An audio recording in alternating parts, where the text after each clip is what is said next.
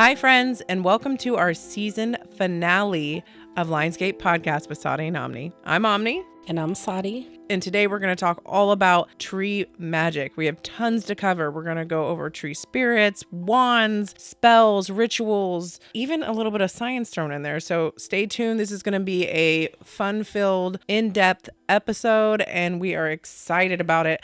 Actually, I want to touch on the fact that we were supposed to record this, like a month and a half ago. Mm-hmm. Things happened in both of our lives. The divine guided us, and we are recording this on a day where we live. You never see the aurora borealis, and we're having a huge energetic storm with sun flares that is allowing that to be visible. So I think it's very synchronistic that we actually finally got to, after rescheduling this a few times, to record during this time because the energy is just wild right now. Yeah, it's crazy out here right now. Yeah. But we wanted to start out with tree energies. Well, ancient cultures around the world have tapped into the sacred energy from the fruit and the flowers and the bark and the branches and the roots of trees. The energy of the tree of life, for instance. Oh, yeah. And the tree of knowledge of good and evil, the tree of death, is for transformation and rebirth. Mm-hmm. And then we can get into primordial energy, but that's for another. Oh. Yeah, that's not for beginners. Yeah. But trees can be door openers, road openers into the spirit realms, and they can also open portals. Oh, yeah. That's a theory of tree magic within the forest and the fae, and why they're like, oh, that's a fairy ring and stuff, is because the trees are known to be portals. Exactly. They can also help you unlock energy within ourselves. Mm-hmm. So if they can unlock energy within the earth, they can help us do that within ourselves. That's beautiful. Well, with the right tree. Yeah. You know, when we say working with trees, we're talking about doing rituals and spells with the trees and harnessing the energy of certain types of trees. Mm-hmm. It's like tapping into their energy and communicating with them as if they're their own person. I mean, you walk up to somebody you don't know and you're like, hey, hug me. And maybe they're not somebody that likes to be hugged. They're going to be like, get the fuck away from me. What the fuck? Exactly. When you start working with trees, mm-hmm. what I would recommend doing is finding a tree that you're already connected to in some way. Maybe you had a tree growing up that you really loved mm-hmm. to climb, or you have an experience as a child with a tree, or you just have a calling to a certain kind of tree that you think is really pretty. Right. Like an intuition. Mm-hmm. Yeah. Use your intuition with it. Mine's weeping willows. For Me sure. too. Yeah. I love weeping willows. Yes. Same. So that would probably be the first step. And then the second step is building a rapport, like you said. Mm-hmm. So just because you like oak trees, every oak doesn't have the same energy. Some of them are sick. Right. Some of them had a different upbringing, and they're just not charged with the same kind of energy that's resonating with what you want. Just like you said with a person. Mm-hmm. Just because they look similar to somebody that you know, you don't just trust all doctors. Right. They might have all had the same training and they have the same knowledge. Yeah. But not every single doctor is going to give you good quality care. Oh, that's a good way to put that. So you have to build a rapport, and the tree has to get to know you, and you have to get to know the energy of the tree as well. Well, I do know that it's good practice if you have a tree in your front yard to build a rapport with them, because they help protect your house. Mm-hmm. That's been a practice I've done with my tree out mm-hmm. front, where I've done some rituals with it for it to protect my house from different energies and whatnot. Say like weeping willow, that's mm-hmm. what we're connected to. Mm-hmm. Any kind of tree that you're connected to, I would say do all the research you can on it. Figure out what the spiritual properties are,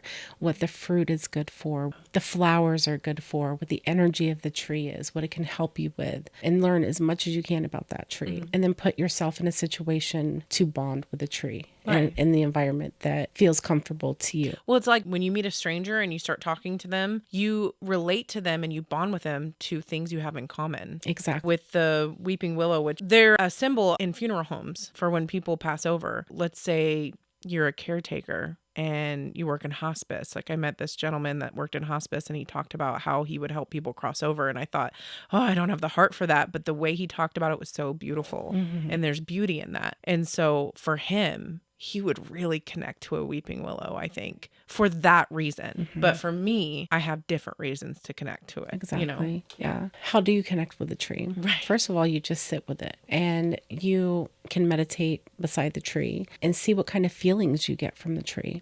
Does it feel warm? Does it feel inviting? Does it feel like it's pushing you away? Does it give you anxiety, or how do you feel? Really tap into your energetic system and how you feel. And that will tell you a lot right off the bat. Right. And then continue to go to this tree periodically. You can't just go to a tree one time to build a strong rapport. Yeah. And with practice, you can get to know the tree's energy field, and it will start to connect with you. And if you have any doubt in your mind, you could also just ask the tree, if you want to work with me, come to me in my dreams, because that can happen sometimes as well. That's amazing. And when you go to the tree and you start building a friendship, start bringing offerings. Yeah. Even if it's just a little cup of water, bring it a little water when you come to it and sit, and you'll start to develop a bond. And then you'll see why this is so important later on, because we're going to talk about different spells that you can do with tree magic and wands and different things like that. Yeah. And trees are like antennas for the earth. Mother Earth can pick up messages from the universe through trees. So trees transmute the energy and then communicate back to the earth and into the soil and back to Mother Earth. So it's kind of like an antenna. Yeah. You can really connect to the universe, to the stars, to the sun, to our entire universe through our trees. Yeah, there's a lot of Native American tribes that believe that trees were mediators between the spirit realm and our realm. And they believe that because the roots went so far into Mother Earth and the trees went so high into the skies. Yeah, because even in ancient Egypt, they were talking about the fig tree. And the fig tree has importance in a few different religions and traditions, including Buddha.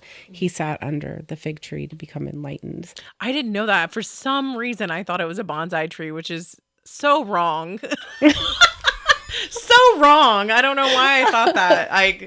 It's okay to be naive. As long as you're always I guess learning. originally he was going to sit under a mango tree, and then he declined that and found a fig tree, and that's where he became enlightened. Because fig Newtons or the bomb.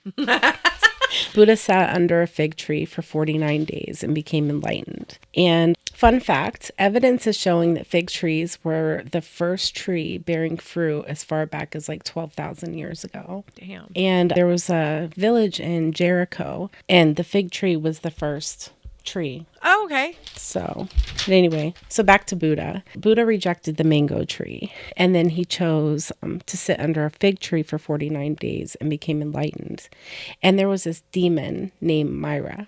She tried to distract him every single day from becoming enlightened. But every time he met her energy with acceptance, she would try to distract him, and he would just simply say, I see you, and go back to his meditation. I just keep So he picturing would- a girl with their titties out. Right? And she probably did that shit too. Like, she tried everything in the book. I see you. She's like, no. And he's like, I see you, you know, and then go back to what he was doing. And then she would get mad and like go away. Yeah. And then she'd come back the next day and try to tempt him. It's rejection. Yeah. But also not rejecting her, because he was kind of like, I'm doing my own thing. Yeah. I see you. You're valued, but I am working on myself right now. And it would just piss her the fuck off. And then she'd walk away and she'd think of, well, how can I get him tomorrow to tempt him away from his spiritual path? I know people like that. But Myra is supposed to be a demon, and that's what she's considered. But she's associated with death and rebirth and desire. So, wow. yeah, She sounds fun. She does sound fun. Yeah. Be working with her next. I know, right? I'm like, come here, Buddha. Yeah. Let me see if I can unenlighten Buddha. Where was I? Buddha, the fruit tree. Oh, the fruit tree in Egypt. So I was talking about the Egyptians. So the Egyptians associated the fig tree with primordial earth and mother. So Hathor, Isis, those are two Egyptian deities. And they were known to connect with the tree of life. And they would say that the roots are the past, the trunk is the present, and the branches are the future. Oh, that's beautiful. But in that aspect, I feel like it represents our own earthly nature as co-creators and like a keystone species. The figs awaken our collective memory of belonging to each other and inspires us to share our creative energy. And figs also resemble a woman's womb. Oh, that's crazy. And so if you look at a fig, you look at a woman's womb, they look a lot alike. I don't think that's a coincidence. I don't think so. There is no coincidences. No. And it's amazing that the energy that trees can actually hold. Trees and plants have their own individual spark, and they're connected to entities that collectively create the plant spirit. So I have a question about that. We have a mutual friend that had a reading from you, and her dad was in a coma for like 7 years, last 7 years of his life, and he couldn't talk. And so when you did that reading for her, he talked about how he couldn't talk, and that was really confining for him. Yeah. And so he's spending the afterlife. Oh, I'm getting goosebumps thinking about it, jumping into trees and seeing how it feels to be a tree. And just as a cute little side note, for his urn, she got a tree trunk. Oh, I love Oh, that. it is so beautiful. I'm going to cry just talking about it. But I thought that was so beautiful that as a spirit, you can inhabit a tree. Definitely. And I always think about the Native Americans talk about a lot of trees have their own spirits, but I think it's kind of cool that we as spirits could merge into a tree and feel that energetically. We can do that. As spirits, we can merge with trees. We can merge with the rain and the clouds and learn to break ourselves down into rain droplets and hit the earth or hit the ocean, become one with that. There's so many different things we can do in the astral realm. Yeah. Once we pass. And let's go rain on a parade. all right. I want somebody to drink me in a glass of water. Yes. That would be so cool. Right. Invoke me. Yeah. Oh, into this water and then drink me. Yeah. That'd be so cool. That would be right? cool. That's so cool. Or imagine like going into a tree that has a spirit of its own, that it's an ancient tree with an ancient spirit, and how much you can learn as a spirit. Well, see, that's exactly what he's doing. So just like us, we are our own individual spark. Yeah. But we're tied into the collective consciousness of all the souls on earth. Yeah. So it's kind of like that with tree energy as well. They're all connected. See, they're their own entity, but they collectively create the plant spirit. But when you connect with them and you develop a relationship, they will help you to receive knowledge and other types of assistance. They're working at a different frequency and a different level. They're their own network, like a computer. Yes. And so you're tapping into that network. Yeah. And you're downloading. So actually, I did some scientific research on trees in the forests where they can actually communicate. And it's revolved around the concept known as the wood wide web, a term that refers to the intricate network of mycorrhizal fungi.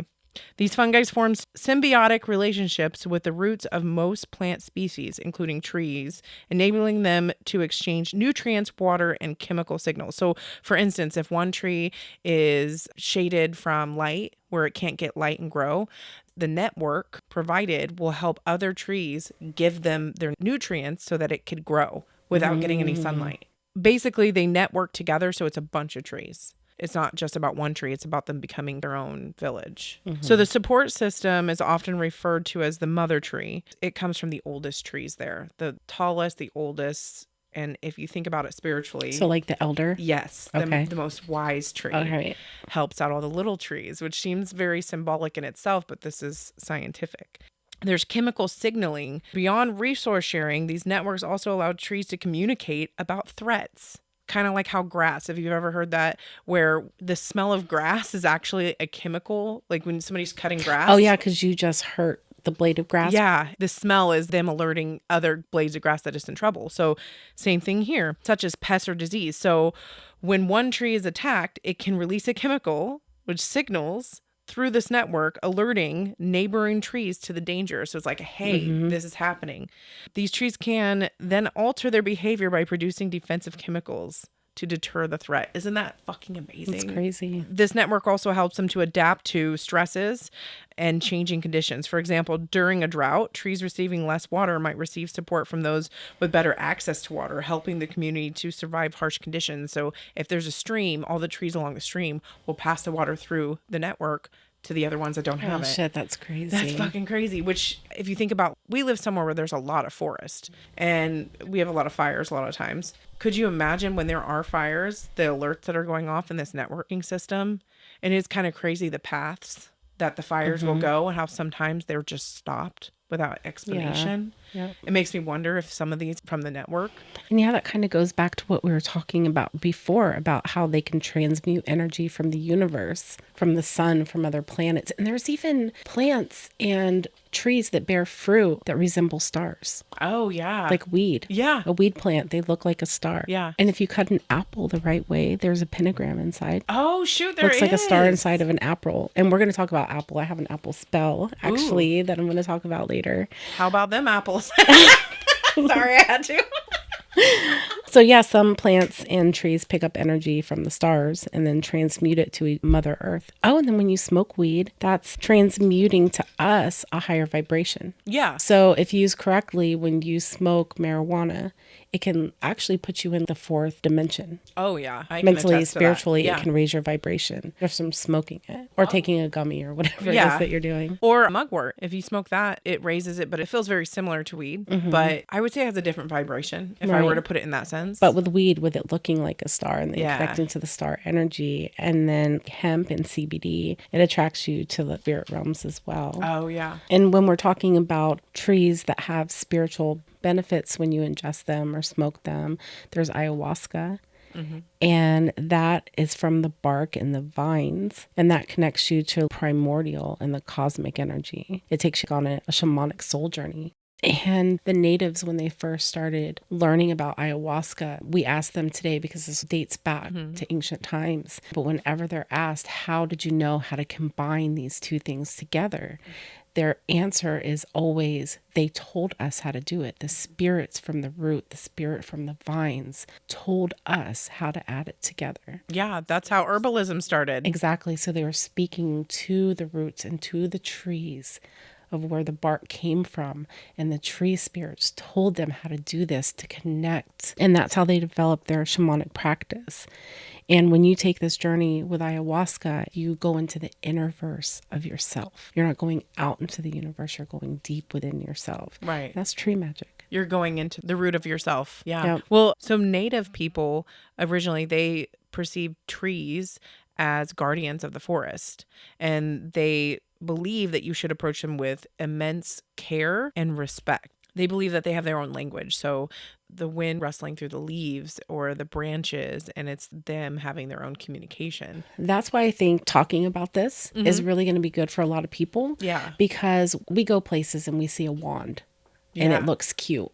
And you're like, oh, I want that wand. But you haven't connected to the tree that the wand came from. You don't have a strong rapport with how it was harvested. Was it harvested with love? So I think that there's nothing wrong with buying a wand online or from somebody who makes them. But I think the most sacred way to harvest anything from a tree, that whether you're going to use it in a spell or you're going to use it for its fruit or flower or bark or root or whatever it is to make a connection with that tree and ask its permission first and bond with that tree. Because if you don't, that kind of severs the connection to the spirit of the tree.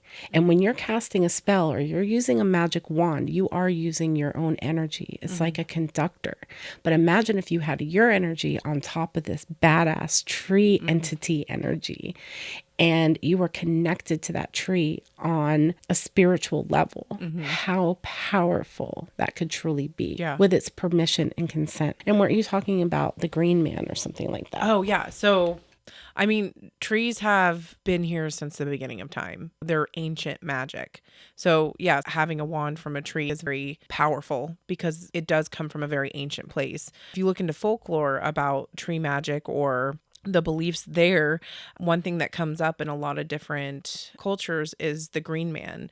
And I have this book called Fairies of the Fault Lines. It's a very beautiful book from Iris Compete, and it's Compiet. Green men are primarily tasked to take care of everything that grows, and they're looked at as basically these giant trees. And I remember when I first got this book, the author of this has a lot of illustrations of the fae she's seen. So she's got these really cool paintings that she's done of the green man. And they talk about how a lot of green men, the more ancient they become, the more they look like the trees. Have you ever seen those videos of trees that look like humans? The green men that are the elders of the trees. She talks about how when you see trees and it looks like they have a bunch of eyes, that they're actually a green man. Okay. And then I sent you a picture of my tree out front. I was like, look, like this is so cool. Yeah. Yep. I think feeling that ancient magic and tapping into it and going with it with a lot of respect, because trees have been here since the beginning and this magic is very old. Right. And the more you bring offerings and the more you connect with a certain tree, the more you'll start speaking the tree's language. Oh, yeah.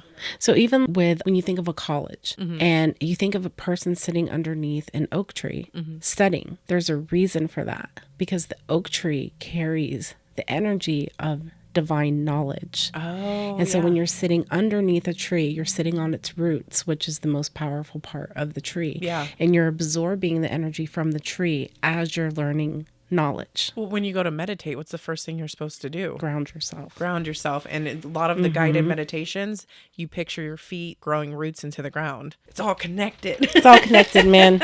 But I really want to talk about wands. Yes. I haven't crafted my own wand, but I definitely will after this. And I hope people will be inspired too. I have wands all over my house. I have a staff. Yeah. And it's really weird where I find my wands as well. So you don't have to have a direct relationship with a tree and go to it every day just to get a wand. You could be in the forest and you could connect with a tree for 5 minutes or a half an hour. And you look around and you see this perfect wand or a branch from the tree and you didn't even notice it before. So the tree's like, thank you for connecting me with it. You can have this. Yeah. One of my wands when I was at the beach and I connected with this tree and there was a branch that just kept swaying in the wind and nothing else on the tree was moving. Yeah. I was there for 2 days. Yeah. And every time I'd go outside, I'd give this tree a little connection.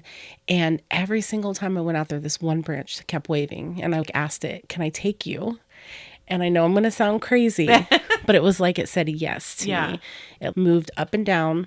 And then it stopped. It's like a pendulum. Exactly. Yes. And so there was a communication there. Yeah. And I feel like we've talked about this in another episode where there was a TikTok trend that went around where people were like, if you can hear me, touch me with your tree branch. And then people had all these videos where they would touch down on them and they're like, oh my God, the trees are alive. And I'm like, yes, they are in their own way.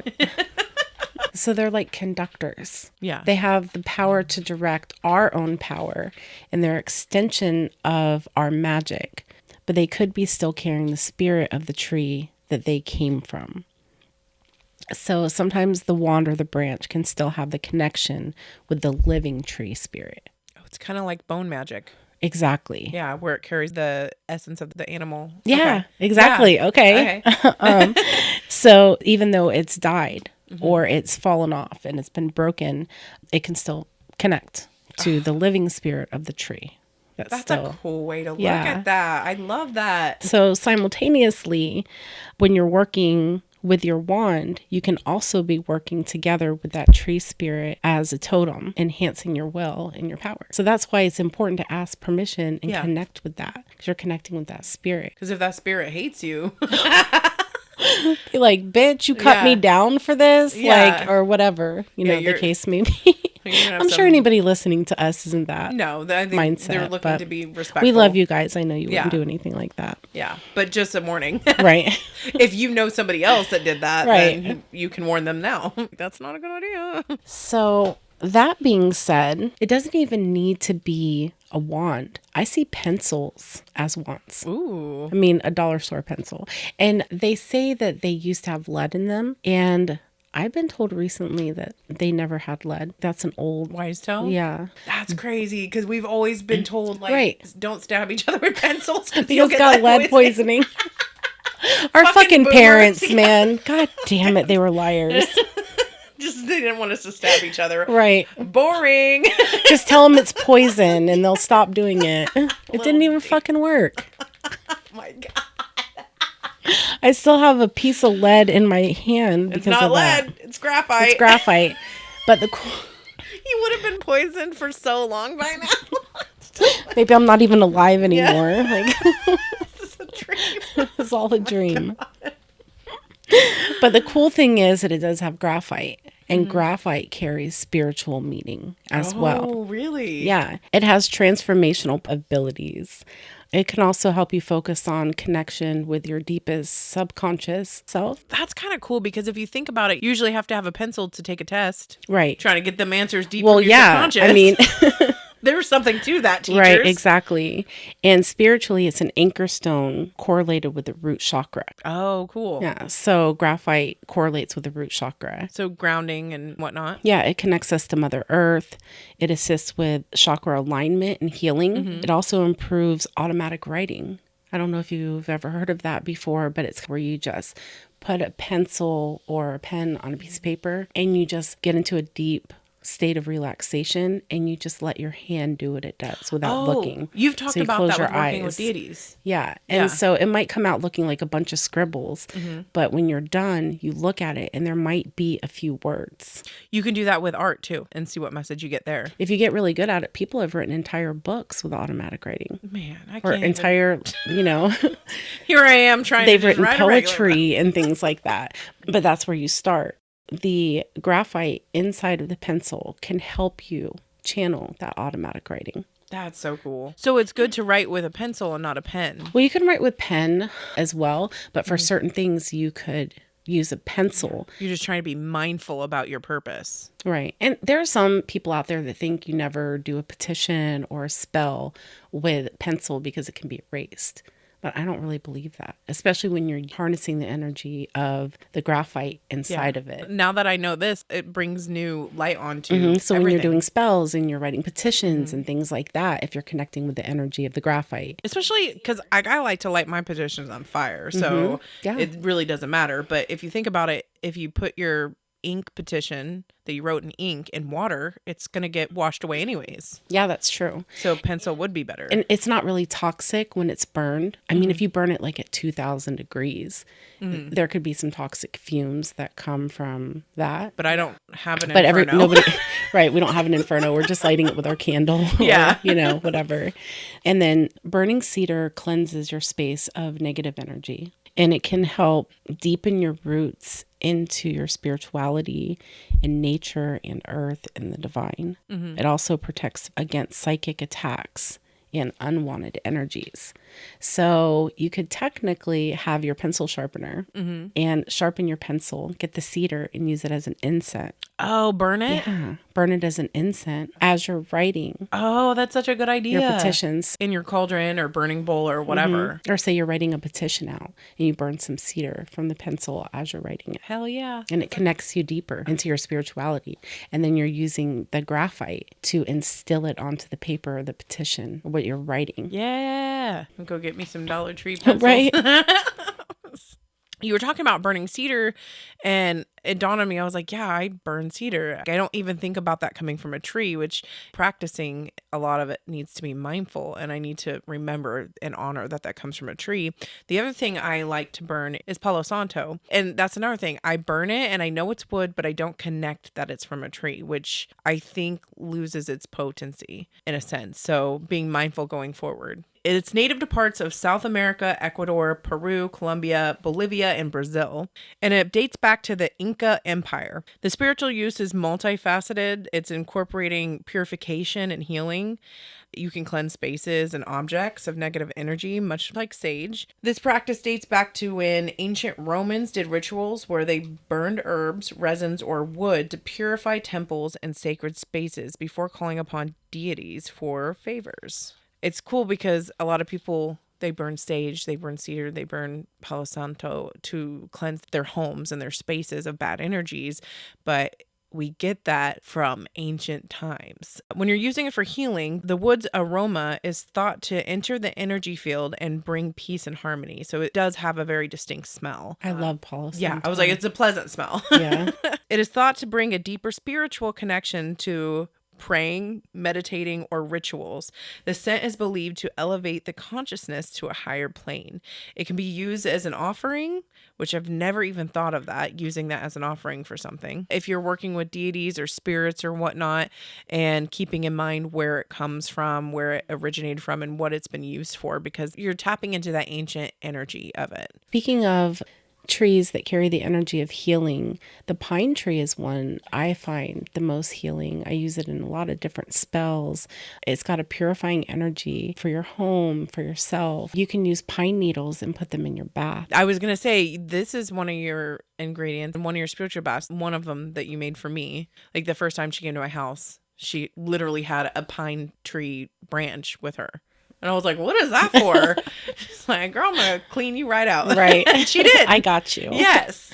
You can use the oil to write sigils. You can put them on your front door for love, protection, things like that. A pine tree will work your magic spells for a lifetime. Say you do a petition or you write a spell and you go 12 inches down into the ground and you put your spell inside of that.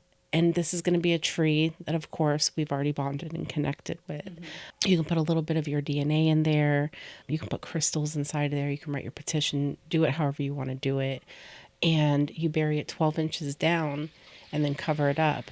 And then that tree will continue to work that spell for you for the rest of the tree's life. Oh, wow. And so if it's a spell about prosperity or really positive like that, you can add your DNA to it. And when you're dead and gone, it will continue to send that energy to your children. Oh, that's beautiful. And people down your family line.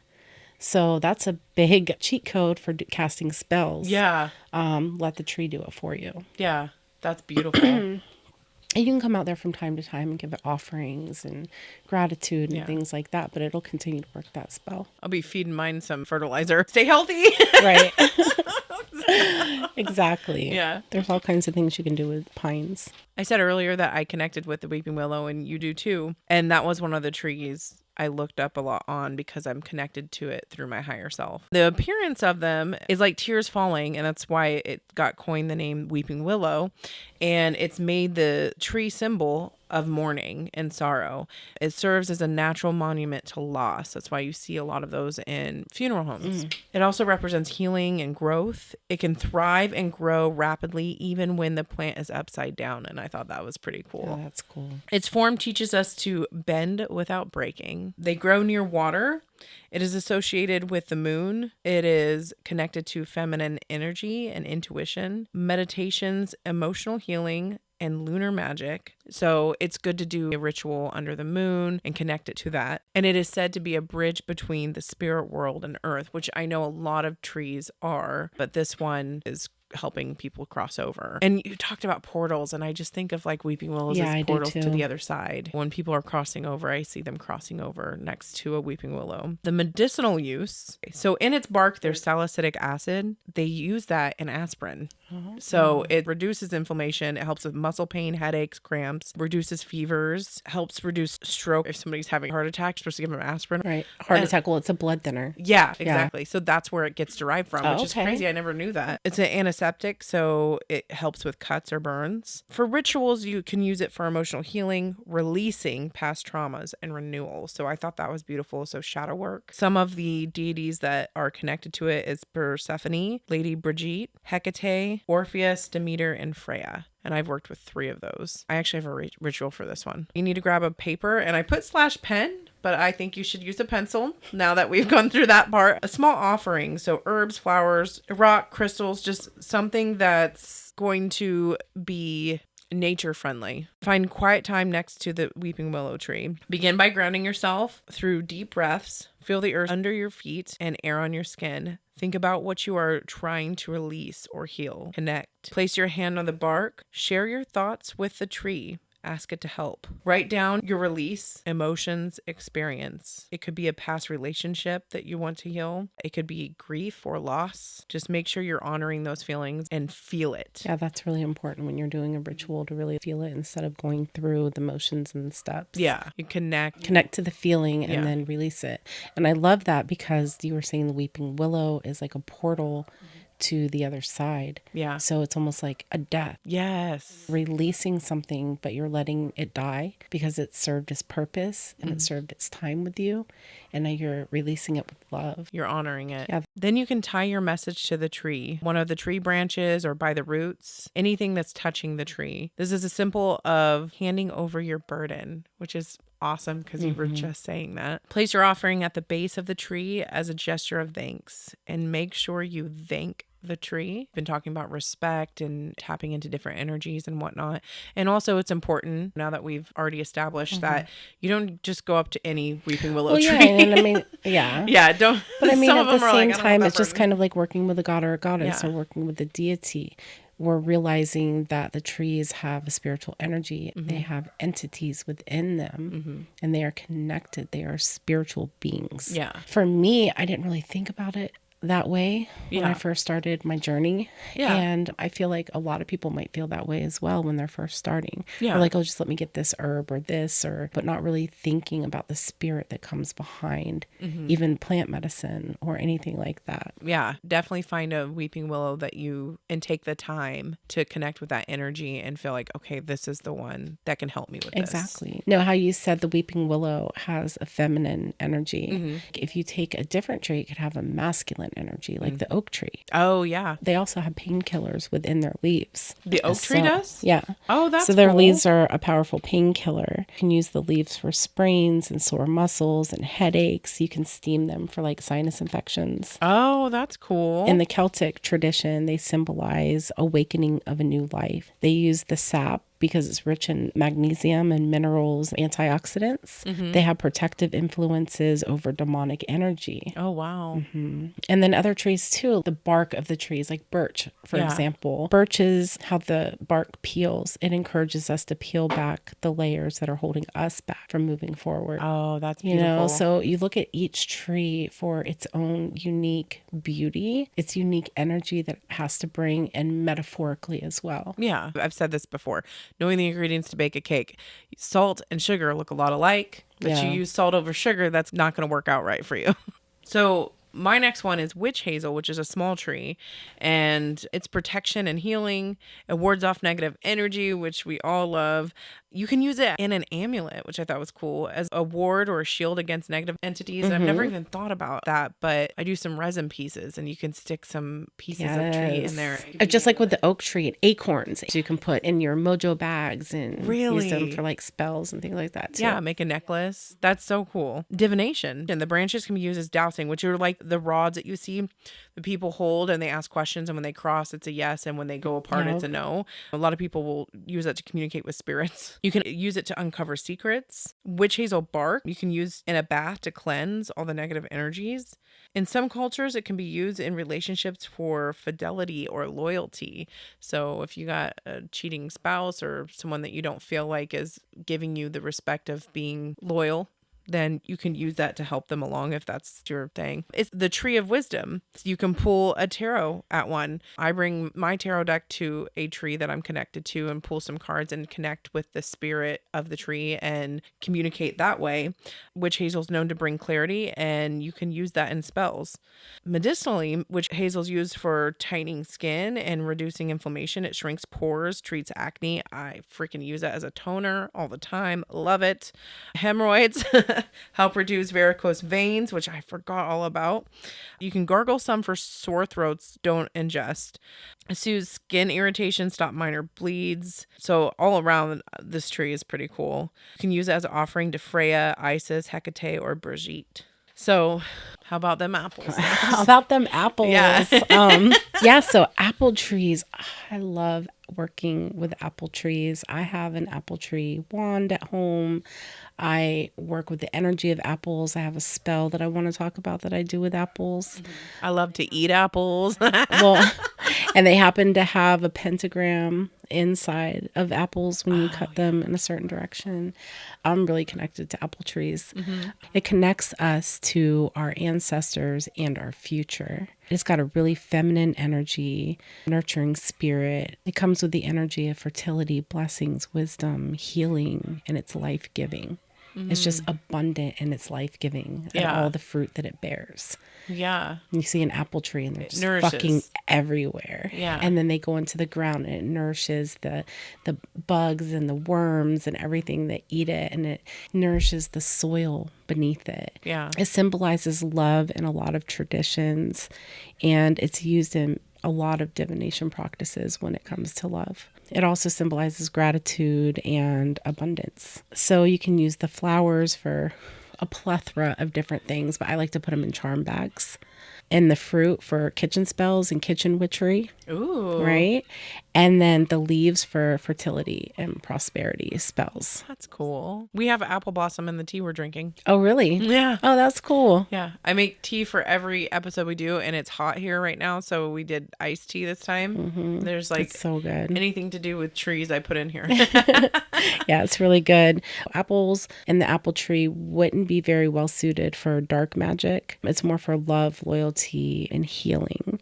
But there is a form of apple tree that would be fucking amazing for dark magic and people who are into dark herbalism, plant alchemy, and poison gardens. Oh, okay. So I want to talk about this tree. If you think of the apple tree as a tree of life, you would think of this tree as the tree of death. Okay. So it's called the manchineel, and it's a poison apple tree. And so it looks like an apple tree, but it's got little tiny apples on it. They smell sweet, so people will smell them and then take a bite, and at first they taste sweet, and then you get this like peppery taste in your mouth, and then your throat closes up and you die. What the fuck? Literally, this entire tree, every single part of the tree is poison. The roots, the bark, Dude. the flowers, the apples. If it's raining, a lot of people have died because they've sought out shelter underneath a tree because it was raining. And it's so Dude, toxic. It's like, what no, the it's like fuck? fucking nerve gas. What in the Snow White witch Right. shit is this? Right. This is real life? Right. I'm glad you said Snow White because I'm like, Yeah, is that's this where the connected. story came? Yeah, maybe. I mean, I can't say. But if it rains on this tree and you're underneath it, it's like nerve gas. That's great. It literally hates people. And that's why we were talking about, too, some trees like people and want to Yep. work with them. And they have a light body and a light energy. And then there's dark trees that are just like, fuck you. I want you to die. Go ahead and eat my fruit. Damn. Yeah. That's like the Garden of Eden. The apple. Yep. Fuck your shit I mean, up. the tree of good and evil. You know what I Yes. mean? Like different aspects. And we could go deep into the Yeah. the psychology. esoteric Yes. meaning of that. Yeah. But just to keep this episode light. Yeah. They used to, in ancient times when they had bows and arrows and stuff, they would dip their arrow in this apple and shoot it at their enemies to kill them. Like, it's What the fucking fuck? poison. How do they get the apple? Well, somebody had to fucking die. Yeah. Sacrifice. Thank you, Like, Joe. somebody had to die and then they knew it was poison. Oh my gosh. So I have an apple spell. Not with a poison apple. Like, you can get really eccentric and detailed with any kind of spells that you do. But this is a really simple one that anybody can do, and it really fucking works. And sorry to anybody that thinks love spells are taboo. Do what thou will. Yeah. And I'm not leaning in either direction. Right. But love spells are out there, and this is a really quick, easy. Can you do this on yourself for self-love? Oh, yes, you could. Yeah. You could definitely do this for self-love as well. Okay. So I'm glad you said that. Fuck yeah. So all you have to do is get an apple and eat it. As you're eating the apple, you focus on your intention. With every bite, you're thinking about this person or yourself, and you're thinking of what you want to do to that person, how much you love that person, and how much you want to just eat them up and let the juices spill out of your mouth and down your chin, and just allow yourself to get into the mindset of what you want with this spell and thinking about that person or yourself. As you're eating the apple, you write a petition, or you write their name, or you just have a picture of this person, and then you put the core in the middle of the paper or picture or the petition. You add honey and rose petals, and then you fold the petition up, and you take a candle, preferably pink or red. Okay. And as you're sealing the petition up with all of the honey and petals and apple core inside of it, you say something like, loving me is at your core. With each day you love me more. Ooh. Or you can come up with your own, or you could say something like, with this apple, Omni is my love. With this seal, we intertwine. Gods of love, hear this call. I bid you now, all in all. Don't you Or something assholes like be that. doing love spells on me now. I swear. I didn't just do a spell on you, I promise. It's okay, you do. Just using your name.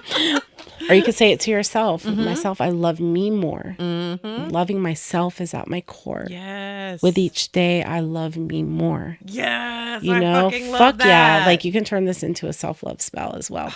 And then you take that and you put it into a jar and you put it under your bed. And you leave it under there for like a week. And you would be amazed how simple and easy. And everybody's got a little honey or some rose petals. You can take a walk around the block and grab a handful of rose petals. You know, like this is pretty much a free spell. When I was in 8th grade, I wrote a petition and put it in my pillowcase for the neighbor boy, Jimmy, to like me. And he fucking did. And that's why I was like, dude, I'm powerful. But he was not good for me. He was a dropout. Nobody was at 13. Like I have Billy tattooed on my ankle.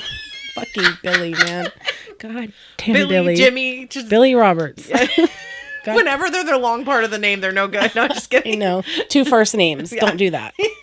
Also, you know, just to end it on the trees and then we can go on to something else. What about Hollywood trees? I didn't even know Hollywood was a tree. I just knew it was a place in California. Right? And that's what a lot of people think. Yeah. But Hollywood is an actual tree. That's crazy. And they grow a lot in Hollywood. And there's so much magic in Hollywood. Yep. I can't remember who it was. Something Harvey. And she said that she chose the name Hollywood because she's superstitious. And Hollywood brings good luck. She's a witch. So she ended up naming it because she's superstitious. Yeah. But I think that's bullshit. Like she knew what the fuck she was doing. And if you think about it, when you really break things down in Hollywood, when you're thinking about tree magic, you have the director. He's the one that holds the wand. And then you have the producers. They push the agenda. You know what I mean? Like it all ties in. Yeah, it flows. I think if the United States was a mansion, that Hollywood would be the bedroom where the magic happens. Yeah, I agree. That makes sense. And you're acting in these programs. You know what I mean? Yeah. Is to program. That's crazy. So the medicinal uses of Hollywood is kind of cool. Their leaves have been used in a tea that's believed to alleviate fever, bronchitis, and the flu. They're anti-inflammatory.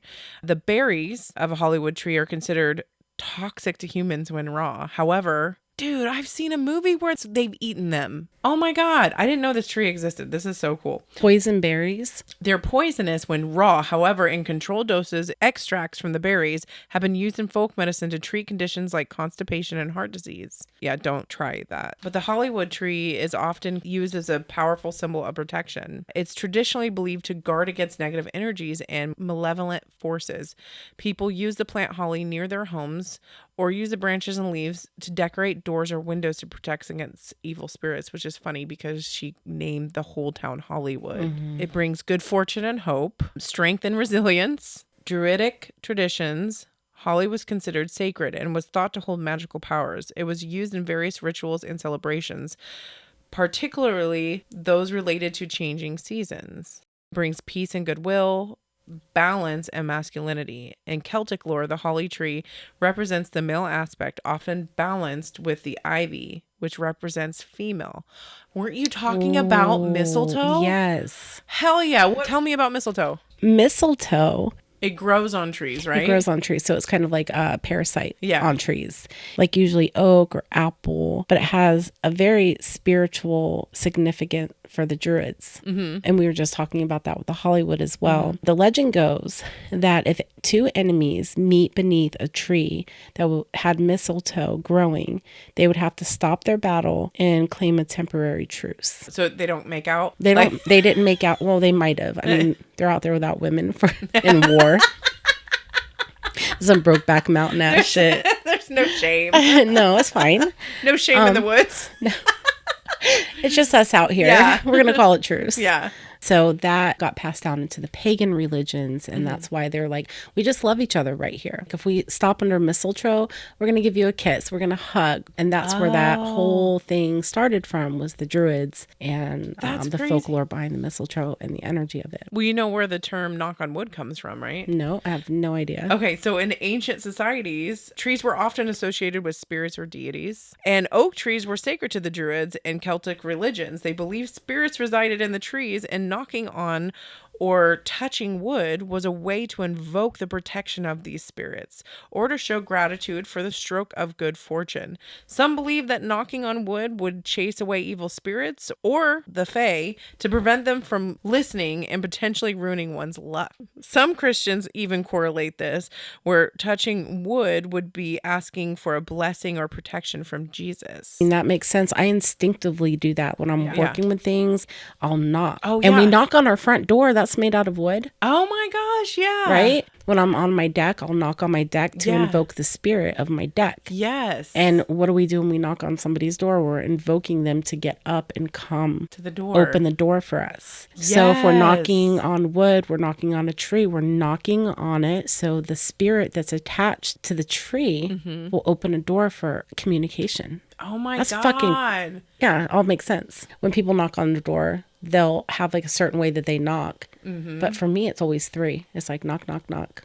Like, I would just always do that. Da, da, da, da, da, da. I don't ever do that. My dad used to do that, and I find it corny. But it's okay. Each to your own. My dad used to do it. I'm like, I'm never doing that knock. That's my dad's special knock. 3 knocks. 3 knocks. We do 3 knocks, and that's it. Yeah. You're not going to invoke any. That's all you get. You're not going to invoke any. I'm not singing a song spirits at your door. Dun, dun, dun, dun, dun. I get all the fun spirits. Right. Earlier, I was talking about if you plant a spell 12 inches under a tree, that it'll continue to work the spell for you.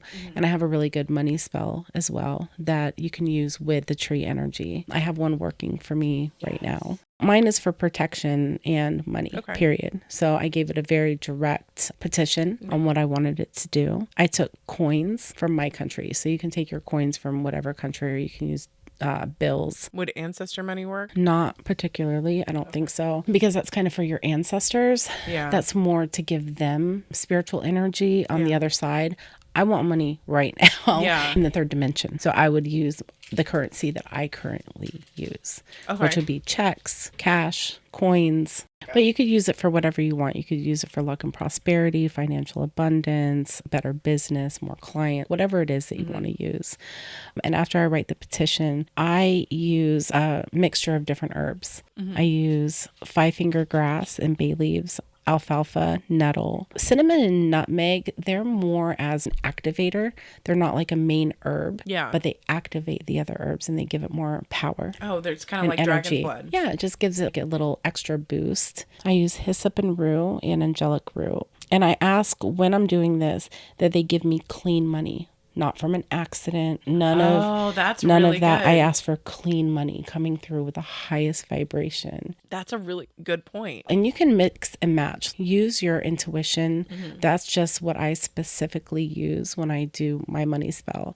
And then I write a petition. And I'm very, very clear on what I want. Don't write down what you don't want. So when you say clean money, you imagine that money coming through from the highest vibration, through whatever channels you're trying to work through to gain more income into your life. You fold it towards you. So you put the herbs inside, put your coins inside, you wrap it up, your money, and then you bless the petition.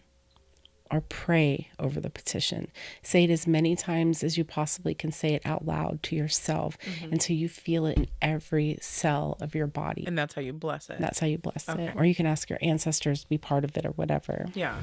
And then you take it and you put it underground. Like I said, bury it 12 inches underground, cover it up with love. You know, every handful of dirt, you're saying that you appreciate what it's going to be doing for you. You can even put crystals in it because crystals can be programmed. Oh, yeah. With energy, right? So you can use a crystal, like say adventuring or something like that. Program it for what you want it to do and put it inside of there. It's also an offering for the tree because you're giving it a crystal. I was going to ask about that. Right? And so get creative with it, bury it, and then that's all you really have to do. And as the tree grows, so does your spell. Oh, that's awesome. And it's working. If you don't have a tree that you can do it with, you can also do that with plants at home. I have done that. So I also have a smaller spell working in my house, and I use an aloe plant. Oh, nice. Aloe wards off negative energy, and it protects your money. So it's protection. So you can use that to protect yourself, but you can also use it to protect your money. That's crazy because my aloe plant has been taking off. I've been taking pictures. So use that aloe plant to put a little petition in there. Yeah. And put some herbs and stuff in there, like use allspice and cinnamon and different like herbs. Yeah. Make sure it's not going to hurt the aloe plant. Yeah. But you can take herbs and put them into your petition and plant them in with that aloe plant. As your plant grows, so does your spell and your intention. Awesome. Yeah.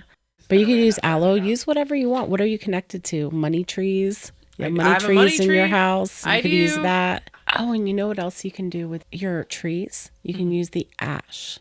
So say you burn some bay leaves and you have that ash. You can put that in with your plant that you have a spell in or a tree. Oh, yeah. So say you're burning some jasmine and some bay leaves, some alfalfa or whatever it is, and you're doing something, you can take the herbs or the ash and you can put it to add more abundance. Yeah. Or say you're doing a money spell.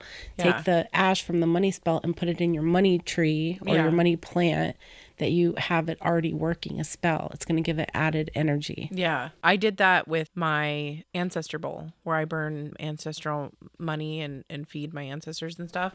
I've taken the ash of that and with sand and whatnot and put it around my tree in my front yard so that they're tied in with the tree to help protect my house. Yeah, I do that too. My driveway or... Yeah. But if you're doing a money spell and you have a money... Yeah, a tree. And you put a money spell in there. Hell yeah. Then every time you do a money spell, you put the ash in there. It's like fertilizer for it. It's like I've taken extra... leaves off my money tree before to use in money spells. I've done that too. I'd use them to roll up things. Do you do that?